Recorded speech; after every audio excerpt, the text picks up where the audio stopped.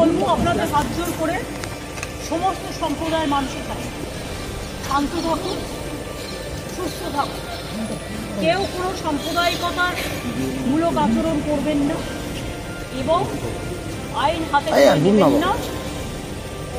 যারা বিপদে পড়বে আমাদের ভাই বোনেরা, কারণ এখনো অনেকে আছে, আমরা সেটা গভর্নমেন্ট অফ ইন্ডিয়া এবং গভর্নমেন্ট অফ বাংলাদেশ সেটা দেখে রাখবো। গভর্নমেন্ট অফ ইন্ডিয়া যেভাবে বলবে আমরা সেভাবেই করব।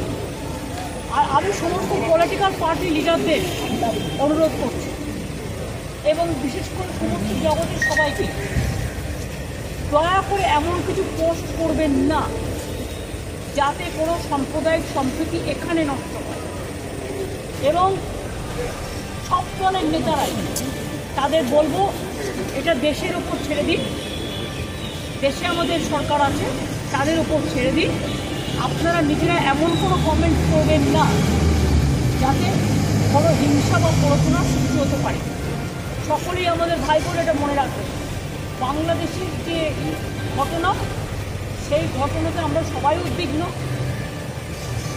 কিন্তু সেটা নিয়ে পোস্ট করতে গিয়ে এমন কিছু লিখবেন না বা বলবেন না যাতে বাংলার কোনো শান্তি নষ্ট হতে পারে বা ভারতের শান্তি নষ্ট হতে পারে।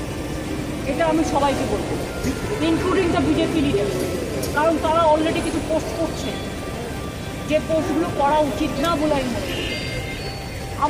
আমি আমাদের নেতাদেরও বলবো কেউ কোনো পোস্টে যাবে না। সুতরাং আমি আপনাদেরও বলবো এবং সমাজ জগৎকেও বলবো, শান্তি রক্ষার স্বার্থে আসুন। ইন্ডিয়া একটা কান্ট্রি, বাংলাদেশও একটা কান্ট্রি, কিন্তু পাশের যদি রাজ্যে কিছু হয়, আমার প্রতিবেশীর কিছু হয়, তার একটা প্রভাব পাশের রাজ্যে পড়ে। সেক্ষেত্রে শান্ত থেকে আমাদের পরিস্থিতিটা দেখে রাখতে হবে। সব সন্তানরা যেন ভালো থাকে। Thank you.